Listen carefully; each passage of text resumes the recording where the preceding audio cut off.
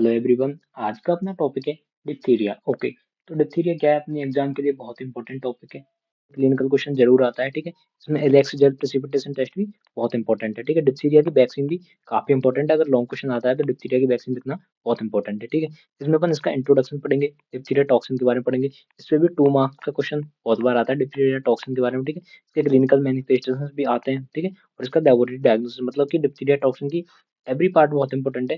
Complete video ध्यान से देखना। ओके, स्टार्ट करते हैं अपन। अब अपन देखते हैं कि डिप्थीरिया है क्या, ठीक है। तो डिप्थीरिया क्या है, हाईली इन्फेक्शियस बैक्टीरियल डिजीज है। ओके, मतलब कुछ नहीं है, बैक्टीरिया से होने वाली डिजीज है डिप्थीरिया, ठीक है। किससे होती है, बैक्टीरिया से होती है, ठीक है।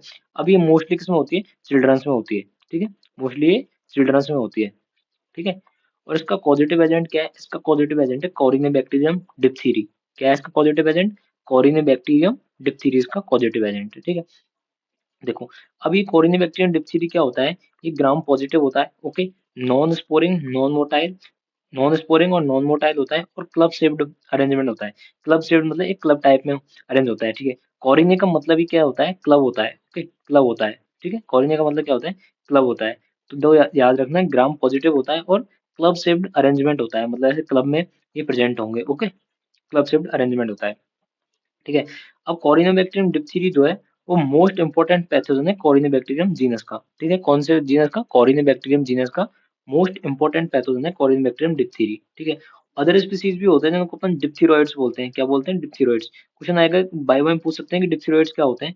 तो बाकी सारे कॉरिनोबैक्टीरियम, जैसे कॉरिनोबैक्टीरियम जीनस के बाकी पैथोजन जैसे कॉरिनोबैक्टीरियम अल्सरेंस वगैरह हो गए, उनको अपन बोलते हैं डिप्थीरॉइड्स। ओके, ठीक है। ये क्या है, ये नॉर्मल नॉर्मल कमेंट सेल्स है, कहाँ के, थ्रोट के और स्किन मेम्ब्रेन के, स्किन स्किन के, ठीक है।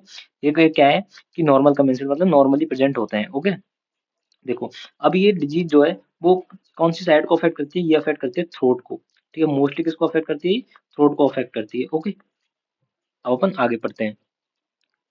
तो देखो, जो कोरियोबैक्टीरियम डिप्थीरी है उसके दो इंपॉर्टेंट और यूनिक फीचर्स होते हैं। दो इंपॉर्टेंट और यूनिक फीचर्स होते हैं। क्या क्या है, पहला तो है चाइनीज लेटर और क्यूनिफॉर्म अरेंजमेंट।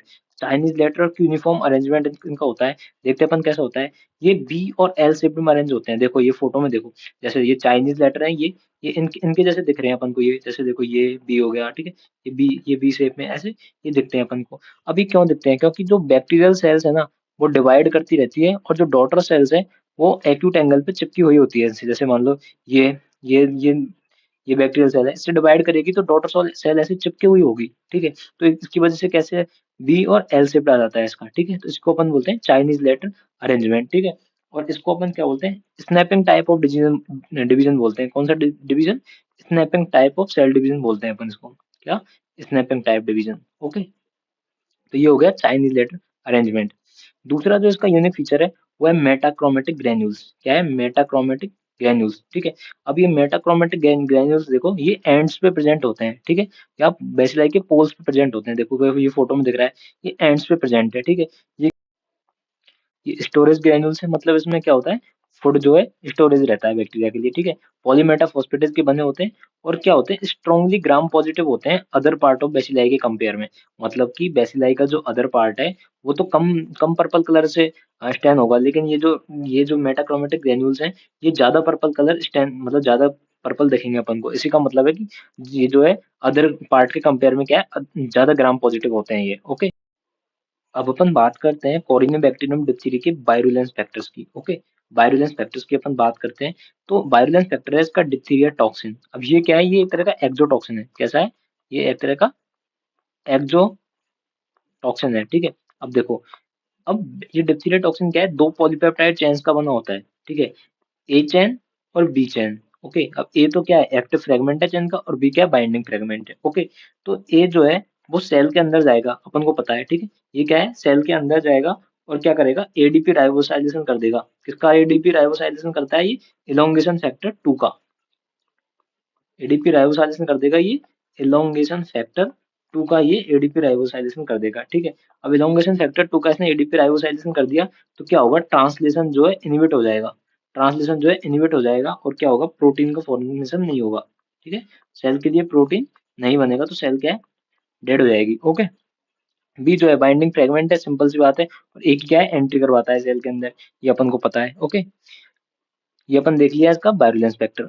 अब अपन बात करते हैं पैथोजेनेसिस और क्लिनिकल मैनिफेस्टेशंस की। ठीक है, देखो अब डिप्थीरिया टॉक्सिन जो है वो ब्लड के अंदर जाता है। ठीक है, डिप्थीरिया टॉक्सिन जो है ब्लड के अंदर जाता है। बैक्टीरिया खुद कभी भी ब्लड के अंदर नहीं जाता है, मतलब कि इसमें टॉक्सीमिया होता है। टॉक्सीमिया मतलब टॉक्सिन जो है ब्लड के अंदर जा रहा है, कभी भी बैक्टीरियमिया नहीं होगा। क्या है, कभी भी बैक्टीरियमिया नहीं होगा, मतलब कि बैक्टीरिया कभी भी ब्लड के अंदर नहीं जाएगा। ठीक है, मतलब ऑलवेज टॉक्सीमिया होगा, बैक्टीरियमिया कभी भी नहीं होगा। ओके, अब देखते हैं अपन इसके अलग अलग फॉर्म्स, मतलब किस किस फॉर्म में डिप्थीरिया हो सकता है। तो पहला है रेस्पिरेटरी डिप्थीरिया। ठीक है, और भी होते हैं जैसे क्यूटेनियस डिप्थीरिया हो गया। ओके, तो अपन पढ़ते हैं रेस्पिरेटरी डिप्थीरिया। तो रेस्पिरेटरी डिप्थीरिया क्या है, मोस्ट कॉमन फॉर्म है। ठीक है, इंक्यूबेशन पीरियड होता है 3 to 4 डेज, मतलब कि इन्फेक्शन से और फर्स्ट सिम्टम अपीयर होने तक का टाइम क्या है, इसको बोलते हैं अपन इंक्यूबेशन पीरियड। कितना होता है, 3 to 4 डेज होता है। ठीक है, अब देखो रेस्पिरेटरी डिप्थीरिया को अपन बोलते हैं फॉसिल डिप्थीरिया। ठीक है, सबसे पहले क्या होगा, फॉसिल डिप्थीरिया। ठीक है, अब देखो फॉसिल डिप्थीरिया में क्या होगा, टॉन्सिल्स और फेरिंग्स अफेक्ट होंगी। सबसे पहले क्या क्या अफेक्ट होंगी, टॉन्सिल्स और फेरिंग्स अफेक्ट होंगी। इन्फ्लामेटरी रिएक्शन होगी और क्या होगा, सूडो मेम्ब्रेनस कोट का फॉर्मेशन हो जाएगा, मतलब कि सूडो मेम्ब्रेन का फॉर्मेशन हो जाएगा। ठीक है, याद रखना ये सूडो मेम्ब्रेन बहुत इंपॉर्टेंट है। देखो ये फोटो में दिख रही है, ये ग्रेस व्हाइट कलर की सूडो मेम्ब्रेन का फॉर्मेशन हो जाएगा। ठीक है, और अगर अपन इसको निकाल देंगे, मान लो इसको निकाल दिया यहाँ से, तो क्या होगा, ब्लीडिंग होगी। ठीक है, इसके रिमूवल पे क्या होगा, ब्लीडिंग होगी, सूडो मेम्ब्रेन के रिमूवल पे ब्लीडिंग होगी। ठीक है, कैसा कलर है, ग्रेस व्हाइट कलर की। अगर आपके क्लिनिकल क्वेश्चन आएगा तो उस क्वेश्चन में जरूर देंगे कि सूडो मेम्ब्रेन के रिमूवल पे ब्लीडिंग हो रही है। ओके, अब देखो और क्या सकता है, पहले हो गया फॉसियल डिप्थीरिया हो गया। ठीक है, फॉसियल डिप्थीरिया हो गया। ठीक है, अब इसके बाद क्या हो सकता है, एक्सटेंशन हो सकता है सूडो मेम्ब्रेन का। अब देखो सूडो मेम्ब्रेन का एक्सटेंशन हो गया, तो क्या हो सकता है, एयरवे का ऑब्स्ट्रक्शन हो सकता है, मतलब कि फेरिंग्स, देखो फेरिंग्स ही तो ऑब्स्ट्रक्ट हो रही है। ठीक है, तो एयरवे का क्या हो सकता है, ऑब्स्ट्रक्शन हो सकता है। ठीक है, और अगला क्या है, बुलनेक अपीयरेंस आ जाएगी। ठीक है, बुलनेक अपीयरेंस आ जाएगी, मतलब इन्फ्लामेशन बहुत ज्यादा हो जाएगा। देखो फोटो में बुलनेक अपीयरेंस आ जाएगी। ठीक है, तो बुलनेक अपीयरेंस में क्या होगा, फाउल स्मेलिंग और नोइजी ब्रीदिंग हो जाएगी। ठीक है, नोइजी मतलब साउंड आएगी। ठीक है, ब्रीदिंग में साउंड आएगी। ठीक है, नोइजी ब्रीदिंग। और क्या है, स्पीच जो है थिक हो जाएगी, जैसे ही पेशेंट कुछ बोलेगा तो बहुत ही मोटी आवाज आएगी उसकी, थिक स्पीच हो जाएगी। ओके, अब अपन आगे देखते हैं इसका लेबोरेटरी डायग्नोसिस। ठीक है, अपन किसका लेबोरेटरी डायग्नोसिस देखते हैं, कॉरिनेबैक्टीरियम डिप्थीरिया का अपन लेबोरेटरी डायग्नोसिस देखते हैं। ठीक है, तो अब देखो, अब कौन सी साइड अफेक्ट हुई है, मोस्टली क्या है, थ्रोट अफेक्ट हुआ है। ठीक है, थ्रोट अफेक्ट हुआ है। ठीक है, अब देखो तो क्या क्या स्पेसिमेन लेंगे अपन, स्पेसिमेन लेंगे, एक तो थ्रोट स्वैब लेंगे, एक तो क्या लेंगे अपन, थ्रोट स्वैब लेंगे। ओके, और दूसरा क्या लेंगे अपन, दूसरा अपन लेंगे पोर्शन ऑफ सूडो मेम्ब्रेन, जो सूडो मेम्ब्रेन बनी थी उसका क्या है, थोड़ा सा पोर्शन ले लेंगे अपन। ठीक है, अब देखो इसको रिमूव करने पे क्या होगा, ब्लीडिंग तो होगी, लेकिन अपन थोड़ा सा सूडो मेम्ब्रेन का पोर्शन ले लेंगे। ओके, अब देखो ये हो गया अपना स्पेसिमेन कलेक्शन। अब अपन आगे के पॉइंट में क्या पढ़ते हैं, आगे के पॉइंट्स देखो, अपन पढ़ते हैं दूसरा डायरेक्ट माइक्रोस्कोपी करेंगे। इसकी क्या करेंगे, डायरेक्ट माइक्रोस्कोपी। अब पहले अपन करेंगे ग्राम स्टेनिंग। अब देखो ग्राम स्टेनिंग में क्या देखेगा अपन को, club shaped gram positive bacilli देखेंगे अपन को, club shaped gram positive bacilli देखेंगे। ठीक है, और क्या दिखेगा, जो कि चाइनीज लेटर और क्यूनिफॉर्म अरेंजमेंट में होंगे। ठीक है, बी और एल, ये दोनों चीजें अपन पढ़ चुके हैं। कैसा है, क्लब शेप्ड है, देखो क्लब में अरेंज होंगे, और चाइनीज लेटर अपीयरेंस आएगी। ठीक है, अरेंजमेंट कैसा होगा, चाइनीज लेटर का, बी और एल जैसे। ठीक है, देखा दूसरा स्टेन है अपने पास अल्बर्ट स्टेन। ठीक है, अल्बर्ट स्टेन अपन करते हैं कॉरिनबैक्टीरियम डिप्थीरिया के लिए, बहुत इंपॉर्टेंट है। वाइवा में भी क्वेश्चन पूछते हैं कि अल्बर्ट स्टेन किसके लिए करते हैं, तो कॉरिनबैक्टीरियम डिप्थीरिया के लिए। ठीक है, तो ये देखो ये आएगा ग्रीन बेसिलाई, दिखेंगे अपन को अल्बर्ट स्टेन, देखो ये फोटो में दिख रहे हैं ग्रीन बेसिलाई दिखेंगे। और इनके क्या है, पोल्स पे क्या दिखेंगे अपन को, ब्लूइश ब्लैक कलर के मेटाक्रोमेटिक ग्रेन्यूल्स दिखेंगे। ये देखो ये क्या दिखेंगे, मेटाक्रोमेटिक ग्रेन्यूल्स दिखेंगे, ब्लूइश ब्लैक कलर के। ओके, फोटो में दिख रहे हैं। ये हो गई इसकी डायरेक्ट माइक्रोस्कोपी। ओके होगी। ओके, उस डायरेक्ट माइक्रोस्कोपी के बाद में क्या होगा, कल्चर मीडिया होगा। ये आप लेबोरेटरी डायग्नोसिस वाली वीडियो में डिटेल में पढ़ चुके हैं। ओके, तो कल्चर मीडिया देखते हैं। तो कल्चर मीडिया में ये क्या है, कॉरिनबैक्टीरियम डिप्थीरिया क्या है, फास्टिडियस है। ठीक है, फास्टिडियस है। तो ये क्या है, फास्टिडियस का मतलब है कि ये न्यूट्रिएंट आधार पे ग्रो नहीं करेगा, बेसल मीडिया पे ये ग्रो नहीं करेगा। ठीक है, न्यूट्रिएंट आधार पे ये ग्रो नहीं करेगा, इसलिए अपन इसके लिए क्या यूज करते हैं, एनरिच्ड मीडिया यूज करते हैं। अब एनरिच्ड मीडिया में क्या है, थोड़े से एक्स्ट्रा न्यूट्रिएंट कॉन्स्टिट्यूएंट होते हैं जो ग्रो करवाते हैं। ठीक है, तो पहला अपन पढ़ते हैं इसमें ब्लड अगार। ठीक है, तो देखो ब्लड अगार में कैसी कॉलोनी देगा, ये स्मॉल सर्कुलर व्हाइट कॉलोनीज देगा। ठीक है, हमेशा याद रखना कॉरिनोबैक्टीरियम डिप्थीरिया जो है इस पे स्मॉल सर्कुलर व्हाइट कॉलोनीज देगा ब्लड अगार पे। ठीक है, दूसरा अपन यूज करते हैं लोफुलर सीरम स्लोप। ये देखो फोटो में दिख रहा है लोफुलर सीरम स्लोप दिख रहा है अपन को फोटो में। ठीक है, अब इसमें कैसे देगा, इसमें भी small circular and shiny white colony देगा, ठीक है, शाइनी व्हाइट कॉलोनी देगा, शाइनी व्हाइट कॉलोनी इसमें देगा। लेकिन कुछ कुछ कैसा होगा, येलो टिन, मतलब थोड़ा सा येलो कलर भी उसमें प्रेजेंट होगा कॉलोनी में। ओके, तो ब्लड अगार पे कैसी कॉलोनी दी, स्मॉल सर्कुलर व्हाइट कॉलोनी। और लोपलर सीरम स्लोप में कैसी कॉलोनी दी, small circular shiny white colony दी। सिंपल सी बात है, एक ही टाइप की कॉलोनी है। ओके, अब देखो, अब अपन सेलेक्टिव मीडिया यूज करते हैं। सेलेक्टिव मीडिया किसके लिए यूज कर रहे हैं, कि सिर्फ कॉरिनेबैक्टीरियम डिप्थीरी ग्रो हो, बाकी सारे जो normal constituent, normal sorry normal commensal है वो इनिबिट हो जाए, मतलब बाकी ग्रो नहीं हो, सिर्फ क्या है, कॉरिनेबैक्टीरियम डिप्थीरी ही ग्रो हो इसमें। ठीक है, तो देखो पोटेशियम टेलुराइट अगार को अपन यूज करते हैं, ठीक है, पोटेशियम टेलुराइट अगार का यूज करते हैं, जो क्या होता है, ब्लैक कलर की कॉलोनी देता है इस पे। उन पे कैसी कॉलोनी देता दे रहा था, ब्लड अगार पे लोबरल सीरम स्लोप पे व्हाइट कलर की, लेकिन यहाँ पे कैसी कॉलोनी दे रहा है, ब्लैक कलर की। अब ये ब्लैक कलर की कॉलोनी क्यों देता है, क्योंकि जो टेल्यूराइट है ना, सॉरी, जो टेल्यूराइट है यहाँ पे, ओके, ये टेल्यूराइट जो है इसका रिडक्शन हो जाता है किसमें, मेटेलिक टेल्यूरियम में, किसमें, मेटेलिक टेल्यूरियम में इसका रिडक्शन हो जाता है। ठीक है, इसका रिडक्शन हो गया मेटेलिक टेल्यूरियम में, इसलिए कैसे कॉलोनी देगा, ब्लैक कलर की कॉलोनी यहाँ पे देता है। ठीक है, ये देखो ब्लैक कलर की कॉलोनी इसमें यहाँ पे ये दे रहा है। ओके, अब अपन आगे देखते हैं टॉक्सिन का डेमोन्स्ट्रेशन, जो डिप्थीरिया टॉक्सिन है उसका डेमोन्स्ट्रेशन अपन करते हैं। सबसे पहले विट्रो टेस्ट देखेंगे, इन विट्रो टेस्ट, विट्रो मतलब कि लेबोरेटरी में। ओके, लेबोरेटरी में मतलब कि एनिमल के अंदर नहीं है ये, किसी टेस्ट ट्यूब वगैरह में है। ओके, लिविंग एनिमल में ये नहीं है, ये टेस्ट, ये क्या है, टेस्ट ट्यूब में है। ओके, तो टेस्ट का नाम है इलेक्स जेल प्रेसिपिटेशन टेस्ट। बहुत इंपॉर्टेंट टेस्ट है, यूनिवर्सिटी एग्जाम के लिए भी, वाइवा के लिए भी, और अपने लिए काफी ज्यादा इंपॉर्टेंट टेस्ट है। ठीक है, इलेक्स जेल प्रेसिपिटेशन टेस्ट, ठीक है, थ्योरी में जरूर इस पे क्वेश्चन आता है। ठीक है, तो उसका पर्पस देखो, सबसे पहले अपन क्यों करते हैं इलेक्स जेल प्रेसिपिटेशन टेस्ट। देखो, ये अपन करते हैं कि कॉर्नियोबैक्टीरियम डिप्थीरिया का जो स्ट्रेन है वो टॉक्सिन प्रोड्यूसिंग है या नहीं है, मतलब कि टॉक्सिन को प्रोड्यूस कर रहा है या फिर नहीं कर रहा, कर रहा है या फिर नहीं कर रहा टॉक्सिन प्रोड्यूस। ठीक है, ये अपन देखते हैं किससे, इलेक्स जेल प्रेसिपिटेशन टेस्ट से। ठीक है, अब देखो, अब ये तो अपन देख लिया कि टॉक्सिन प्रोड्यूस कर रहा है या नहीं कर रहा, और अपन दो स्ट्रेन के बारे में रिलेटेडनेस भी देखते हैं, मतलब कि उनके टॉक्सिन सेम है या फिर डिफरेंट डिफरेंट है। ठीक है, ये अपन क्या है, टॉक्सिन की रिलेटेडनेस भी देखते हैं कि मतलब टॉक्सिन जो है सेम है या फिर डिफरेंट है। ठीक है, ये भी अपन देखते हैं।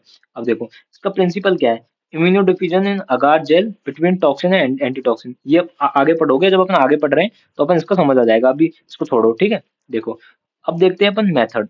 सबसे पहले अपन कैसे करते हैं टेस्ट, एक अपन अगार मीडियम लेंगे, ठीक है, अगार मीडियम लेंगे जिसपे एक फिल्टर पेपर एंटी टॉक्सिन के साथ जो सोक्ड होगा उसको डाल देंगे, मतलब कि एक अगार लेंगे अपन, अगार प्लेट ऐसे ली, उसके ऊपर क्या है, एक फिल्टर पेपर डाल दिया अपन ने, ये अपने अपन ने एक फिल्टर पेपर डाल दिया अगार जेल पे। ठीक है, अब ये फिल्टर पेपर में क्या है, एंटी टॉक्सिन है, ये फिल्टर पेपर में क्या है, एंटी टॉक्सिन है। ओके, अब देखो ये डाल दिया।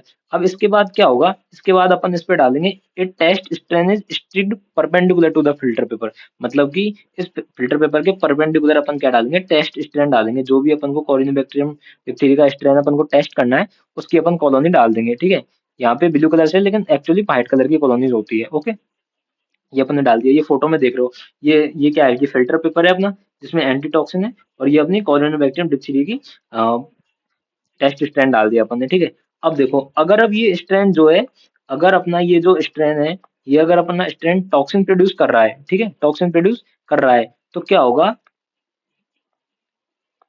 अगर ये अपना स्ट्रैंड जो है टॉक्सिन प्रोड्यूस कर रहा है, तो क्या होगा, ये अगार में डिफ्यूज होगा, ये टॉक्सिन जो है अगार में डिफ्यूज होगा, ऐसे डिफ्यूज होगा अगार में। अब अगार में ऐसे डिफ्यूज होगा, तो अगर ये टॉक्सिन जो है, ये फिल्टर पेपर के एंटी टॉक्सिन से मिलेगा, ये जो टॉक्सिन है ये फिल्टर पेपर के एंटी टॉक्सिन से मिलेगा, तो क्या होगा, एरोसेप्ट का प्रेसिपिटेशन बैंड फॉर्म होगा, मतलब कि ऐसे ऐसे एरोसेप्ट का प्रेसिपिटेशन बॉन्ड फॉर्म होगा। देखो ये फोटो में दिख रहा है, एरोसेप्ट का प्रेसिपिटेशन बॉन्ड बैंड ये फॉर्म हो रहा है। ठीक है, ये ऐसे प्रेसिपिटेशन बॉन्ड बैंड जो है फॉर्म होगा। ओके, अब देखो, अब इंटरप्रिटेशन देखते हैं। अगर एरोसेप्ट का प्रेसिपिटेशन बैंड फॉर्म हो रहा है तो उसको बोलते हैं टॉक्सिजेनिक स्ट्रेन, उसको बोलते हैं टॉक्सिजेनिक स्ट्रेन। और अगर बैंड का फॉर्मेशन नहीं हो रहा तो उसको बोलते हैं नॉन टॉक्सिजेनिक स्ट्रेन। क्या बोलते हैं उसको, नॉन टॉक्सिजेनिक स्ट्रेन बोलते हैं। ये देखो फोटो में दिख रहा है, जैसे यहाँ पे ये स्ट्रेन है, ये टॉक्सिन प्रोड्यूस कर रहा है, तो ये इसके एंटी टॉक्सिन से रिएक्ट करेगा तो ये बैंड फॉर्म होगा। देखो, अब यहाँ पे टॉक्सिन एंटी टॉक्सिन का रिएक्शन होती है, वो कैसी होती है, वो एंटीजन एंटीबॉडी टाइप की होती है। ठीक है, एंटीजन एंटीबॉडी टाइप की होती है, और इसमें बैंड का फॉर्मेशन होगा। यहाँ आपने इम्यूनोलॉजी में डिटेल में पढ़ा होगा कि कैसे ये बैंड फॉर्मेशन फॉर्मेशन होता है। ओके, अब अपन बात करते हैं आगे। अब यहाँ पे देखो, यहाँ पे अपन ने टोटल 5 स्ट्रैंड जो है इस पे स्ट्रिक करे, मतलब 5 स्ट्रैंड डाले, देखो 1 2 3 4 और 5, 5 स्ट्रैंड अपन डाले। तो देखो सबसे पहले अपन बात करते हैं हम पहले स्ट्रैंड की, फर्स्ट स्ट्रैंड की। तो देखो बैंड का फॉर्मेशन हो रहा है, बैंड का फॉर्मेशन हो रहा है मतलब कि ये स्ट्रैंड जो है टॉक्सिजेनिक स्ट्रैंड है, ठीक है, मतलब कि इसमें ये स्ट्रैंड टॉक्सिन प्रोड्यूस कर रहा है, ठीक है। कॉरिनेबैक्टीरियम डिप्थीरिया का स्ट्रैंड है, मतलब कि एक टाइप है, ओके। अब बात करते हैं अपन फिफ्थ स्ट्रैंड की। देखो पांचवा स्ट्रैंड जो है यहाँ पे कोई बैंड का फॉर्मेशन नहीं हो रहा, तो मतलब नॉन टॉक्सिजेनिक है। कैसा है? नॉन टॉक्सिजेनिक स्ट्रैंड है ये, ठीक है। ये हो गया। अब अपन देखते हैं, अपन ने ये तो देख लिया कि टॉक्सिन प्रोड्यूस कर रहा है या नहीं कर रहा। दूसरा अपना फंक्शन क्या था? रिलेटेडनेस। रिलेटेडनेस अपन चेक करते हैं इससे, ठीक है। अपन ने देखा था ना कि इलेक्ट्रिक जेल प्रेसिपिटेशन टेस्ट से अपन क्या देखते हैं? रिलेटेडनेस भी देखते हैं दो स्ट्रैंड्स के बीच की। तो देखो अपन देखते हैं 1 और 2 को, ओके। 1 और 2 को देख रहे हैं, तो इनके जो बैंड्स हैं वो आपस में एक दूसरे को क्रॉस कर रहे हैं, ठीक है। एक दूसरे को आपस में क्रॉस कर रहे हैं, मतलब कि ये नॉन आइडेंटिकल है, मतलब कि ये सेम नहीं है, ठीक है। ये नॉन आइडेंटिकल स्ट्रैंड है, ठीक है, मतलब सेम नहीं है, ठीक है। अब देखो, अब अपन बात देखते हैं 2 और 3 को, ठीक है। 2 एंड 3 को अपन देखते हैं, 2 और 3 को देखते हैं, तो इनके जो बैंड्स हैं वो थोड़े से क्या है, ओवरलैप कर रहे हैं, थोड़े से ओवरलैप कर रहे हैं, ठीक है। तो ये क्या है? ये स्लाइड पार्शियल आइडेंटिकल है, ठीक है। क्या है? Partial identical, okay. Partial identical strand का जो टॉक्सिन है वो पार्शियल आइडेंटिकल है, ठीक है। अब अपन बात करते हैं 3 और 4 की, कि थर्ड और फोर्थ की अपन बात करें, तो कंप्लीटली ये मैच हो रहे हैं, ठीक है। देखो कंप्लीटली ये मैच हो रहे हैं, बैंड्स का क्या है? फ्यूजन हो रहा है, ठीक है, बैंड्स का फ्यूजन हो रहा है, ठीक है। तो ये क्या है? कंप्लीट आइडेंटिकल है, मतलब टोटल ये आइडेंटिकल है, ठीक है। मतलब कि दोनों जो टॉक्सिन है वो सेम है, थर्ड और फोर्थ के, ठीक है। और फिफ्थ जो है अपना नॉन टॉक्सिजेनिक है, ठीक है। ये हो गया अपना इलेक्स जेल प्रेसिपिटेशन टेस्ट, ओके। अब अपन पढ़ते हैं वैक्सीनेशन के बारे में, ओके। तो डिप्थीरिया के लिए वैक्सीन में क्या होगा? देखो, a protective titer of more than 0.01 unit per ml of antitoxin can prevent all forms of diphtheria. इस लाइन का मीनिंग समझो, देखो मतलब कि जो वैक्सीन है उसका काम क्या है कि ये एंटीटॉक्सिन एंटीबॉडीज प्रोड्यूस करती है, ठीक है। क्या प्रोड्यूस करती है? Antitoxin antibodies.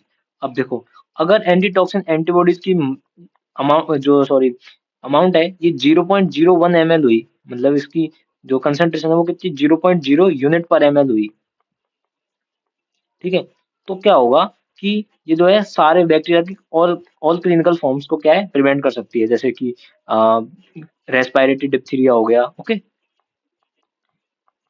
और मायोकार्डिटिस हो गया, ठीक है, न्यूरोपैथी हो गई, इन सबको क्या है? प्रिवेंट कर सकती है। देखो, लेकिन vaccine is not effective for prevention of cutaneous diphtheria. अब देखो इस लाइन का मतलब समझो, आप बोलोगे कि पहले बोला था कि ऑल फॉर्म्स ऑफ बैक्टीरिया को प्रिवेंट कर सकती है, तो क्यूटेनियस डिप्थीरिया क्या है? क्यूटेनियस डिप्थीरिया में क्लोस्ट्रीडियम डिप्थीरिया का इन्फेक्शन होता है, क्लोस्ट्रीडियम डिप्थीरिया का इन्फेक्शन होता है, मतलब कि सिर्फ बैक्टीरिया का इन्फेक्शन होता है। यहाँ पे टॉक्सिन जो है बहुत ही कम अमाउंट में होता है, ठीक है, टॉक्सिन जो है नेग्लेजिबल अमाउंट में होता है, मतलब कि टॉक्सिन मीडिएटेड नहीं है, ये बैक्टीरियल मीडिएटेड इन्फेक्शन है, ठीक है। तो यहाँ पे ये वैक्सीन क्या है? ये प्रिवेंट कर रही है डिप्थीरिया टॉक्सिन से। किससे प्रिवेंट कर रही है? डिप्थीरिया टॉक्सिन से, ठीक है। लेकिन क्यूटेनियस डिप्थीरिया में क्या है कि बैक्टीरिया का इन्फेक्शन हो रहा है, टॉक्सिन मीडिएटेड इन्फेक्शन ये नहीं है, ठीक है। और एलिमिनेट नहीं कर सकती कैरियर स्टेट को, ठीक है। और पहली बात तो क्या है? प्रिवेंट क्यूटेनियस डिप्थीरिया का प्रिवेंशन नहीं कर सकती और एलिमिनेशन नहीं कर सकती कैरियर स्टेट का। मतलब कि देखो, जो क्यूटेनियस डिप्थीरिया है, ठीक है, क्यूटेनियस डिप्थीरिया है वो हो रहा है बैक्टीरिया की वजह से, ओके, बैक्टीरिया की वजह से हो रहा है। इसमें जो है टॉक्सिन जो है नेग्लेजिबल अमाउंट में है, ठीक है, टॉक्सिन इसमें नहीं है। लेकिन जो वैक्सीन है वो प्रिवेंट कर रही है, डिप्थीरिया टॉक्सिन से प्रिवेंट करती है, इसलिए क्या है? क्यूटेनियस डिप्थीरिया पे इसका नेग्लेजिबल एक्शन होगा, ठीक है, मतलब कि क्यूटेनियस डिप्थीरिया के प्रिवेंशन को ये नहीं रोक सकती, मतलब नहीं कर सकती प्रिवेंट उसको, सॉरी, है ना, ठीक है। सिंगल वैक्सीन, ठीक है। तो सिंगल वैक्सीन को किससे बनाते हैं अपन? सिंगल वैक्सीन को अपन बनाते हैं डिप्थीरिया डिप्थीरिया टॉक्सॉइड से। किससे बनाते हैं? डिप्थीरिया टॉक्सॉइड से। अब देखो, ये डिप्थीरिया टॉक्सॉइड क्या होता है? डिप्थीरिया टॉक्सॉइड जो है इनएक्टिवेटेड, टॉक्सॉइड का मतलब होता है इनएक्टिवेटेड फॉर्म ऑफ टॉक्सिन, मतलब कि टॉक्सिन ही है लेकिन इसका हार्मफुल इफेक्ट क्या है? खत्म हो गया है अब, ठीक है, इनएक्टिवेटेड टॉक्सिन है, ठीक है। तो देखो कैसे बनाते हैं अपन टॉक्साइड को। अपन डिप्थीरिया टॉक्सिन लेंगे, ठीक है, डिप्थीरिया टॉक्सिन टॉक्सिन लेंगे और इसको अपन इंक्यूबेट कर देंगे फॉर्मेलिन के साथ में। किसके साथ में इंक्यूबेट कर देंगे अपन? फॉर्मेलिन के साथ में। तो क्या है ये टॉक्सिन का जो हार्मफुल इफेक्ट है वो खत्म हो जाएगा। तो उससे क्या बन जाएगा, टॉक्सॉइड बन जाएगा, ठीक है, डिप्थीरिया टॉक्सॉइड बन जाएगा, ठीक है। इसी को अपन बोलते हैं डिप्थीरिया टॉक्सॉइड। ये क्या है, कंबाइंड वैक्सीन है, ठीक है। अब देखो, सॉरी, सिंगल वैक्सीन है। अब अपन पढ़ते हैं कंबाइंड वैक्सीन के बारे में, ओके। तो कंबाइंड वैक्सीन के बारे में पढ़ेंगे तो पहली है डीपीटी, ठीक है, डीपीटी। इसमें क्या आता है, इसमें होता है, एक तो होता है डीटी, डिप्थीरिया टॉक्साइड होता है, ठीक है। दूसरा होता है इसमें पर्टूसिस। पहला तो क्या होगा, डीटी। दूसरा हो गया इसमें पर्टूसिस।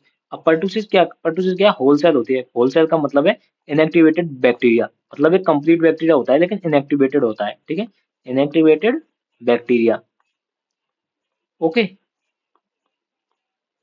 होलसेल होता है मतलब इनएक्टिवेटेड बैक्टीरिया होता है कंप्लीट। अब ये क्या करता है, ये इंक्रीज करता है इम्यूनोजेनिसिटी को इंक्रीज करता है, मतलब कि बॉडी की इम्यूनिटी को बढ़ाता है, ठीक है। किसके अगेंस्ट बढ़ाता है, डिप्थीरिया टॉक्सिन के अगेंस्ट बॉडी को इम्यूनिटी को एक्टिवेट करवाता है, मतलब इम्यूनोजेनिसिटी को बढ़ाता है, ठीक है।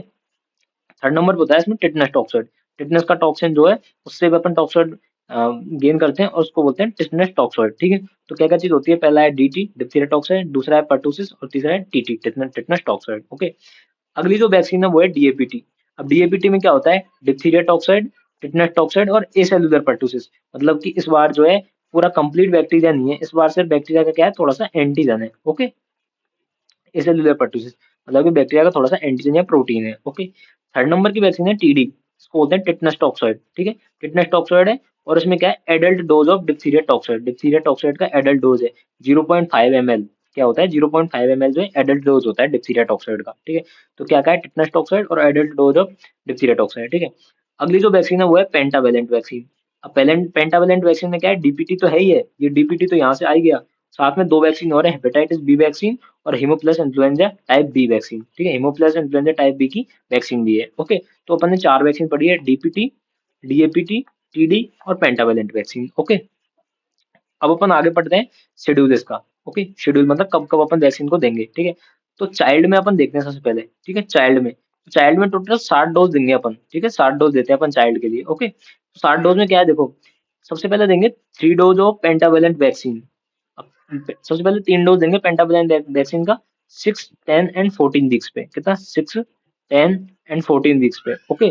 अब देखो, जैसे मान लो आज फर्स्ट डे पे चाइल्ड का बर्थ हुआ, ठीक है, तो इससे 6 वीक्स लेटर, ठीक है, उससे 6 वीक्स, फिर डायरेक्ट यहाँ से यहीं से काउंट करेंगे फर्स्ट डे से 14 वीक्स, ओके। फिर यहाँ से काउंट करेंगे अपन, सॉरी, 10 वीक्स, फिर यहाँ से काउंट करेंगे अपन 14 वीक्स, ऐसे देंगे। यहाँ मिस्टेक क्या करते हैं अपन, 6 वीक्स से अपन ऐसे 10 वीक्स काउंट करते हैं, ऐसे नहीं होता, फर्स्ट डे से काउंट होता है सारी चीज, ठीक है। तो फर्स्ट ऐसे काउंट करेंगे अपन, ओके। 3 डोज दे दिए, उसके बाद अपन देंगे दो बूस्टर डोज देंगे डीपीटी के, किसके, डीपीटी के। तो पहले तो दी थी पेंटावेलेंट, फिर अपन देंगे दो बूस्टर डोज डीपीटी के, ठीक है। एक तो देंगे 16 to 24 मंथ्स पे और एक 5 ईयर्स पे, ठीक है, 16 to 24 मंथ्स और 5 ईयर्स, ओके। उसके बाद अपन देंगे दो बूस्टर डोज फिर से देंगे टीडी के, किसके देंगे, टीडी के दो बूस्टर डोज देंगे, एक तो देंगे 10 ईयर पे, एक देंगे 16 ईयर पे, ओके, 10 ईयर पे और 16 ईयर पे अपन देंगे, ठीक है। अब देखो ये तो हो गया चाइल्ड में। अब अपन एडल्ट में पढ़ते हैं।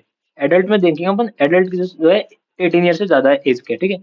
अगर मान लो उनके प्राइमरी वैक्सीन लगा हुआ है, मतलब चाइल्ड चाइल्ड वाली वैक्सीन उनके लगी हुई है, तो अपन क्या देंगे, टीडी का बूस्टर डोज देंगे एवरी 10 ईयर में, ठीक है, टीडी का बूस्टर डोज देंगे एवरी 10 ईयर में अंटिल 65 ईयर, मतलब कि जब तक जो है पर्सन जो है 65 ईयर का नहीं हो जाता तब तक, ओके। अगर जो है प्राइमरी वैक्सीन नॉट कंप्लीटेड, मतलब कि पहले जो वैक्सीन जो है नहीं लगी उसकी, तो 3 डोज देंगे अपन टीडी के एट 0, 1 मंथ एंड 1 ईयर, ठीक है, first day, 1 month and 1 year पे देंगे, ओके। ये हो गया अपना डिप्थीरिया